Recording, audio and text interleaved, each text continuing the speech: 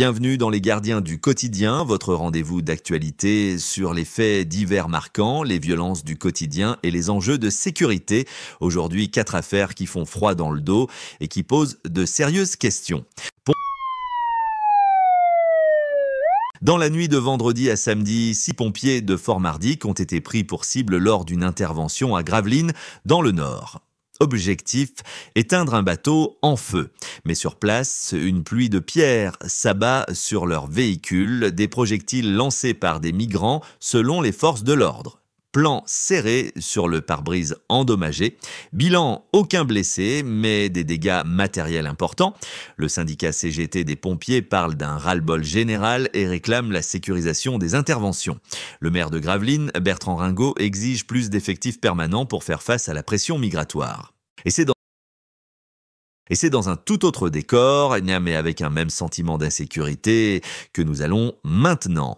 Samedi soir, aux alentours de minuit, une cinquantaine d'individus débarquent sur la plus célèbre avenue de France en quad et autres engins motorisés. Leur objectif, semer la pagaille et effectuer des conduites dangereuses, parfois sous l'emprise de protoxyde d'azote.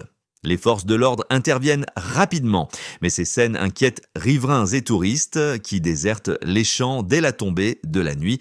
Rappelons qu'il y a à peine 2 mois, après la victoire du PSG en Coupe d'Europe, la zone avait déjà été le théâtre de violences, pillages et destructions massives. Direction maintenant le sud-ouest où un tribunal a été le théâtre d'un acte de violence inédit. Mercredi soir, au tribunal de Toulouse, un condamné tente de s'évader juste après l'énoncé de sa peine, profil instable psychologiquement selon les autorités. Il bondit hors du box, franchit la barrière de sécurité et s'en prend à une policière en l'étranglant. Grâce à l'intervention rapide des gendarmes et policiers présents, l'homme est maîtrisé. Mais la policière blessée est en arrêt de travail. Le syndicat Unité 31 dénonce un sous-effectif chronique à la brigade chargée des geôles judiciaires, avec une dizaine d'agents en moins par rapport à il y a 4 ans. Direction la Côte d'Azur, où un bar du centre-ville de Nice a été saccagé par un multirécidiviste.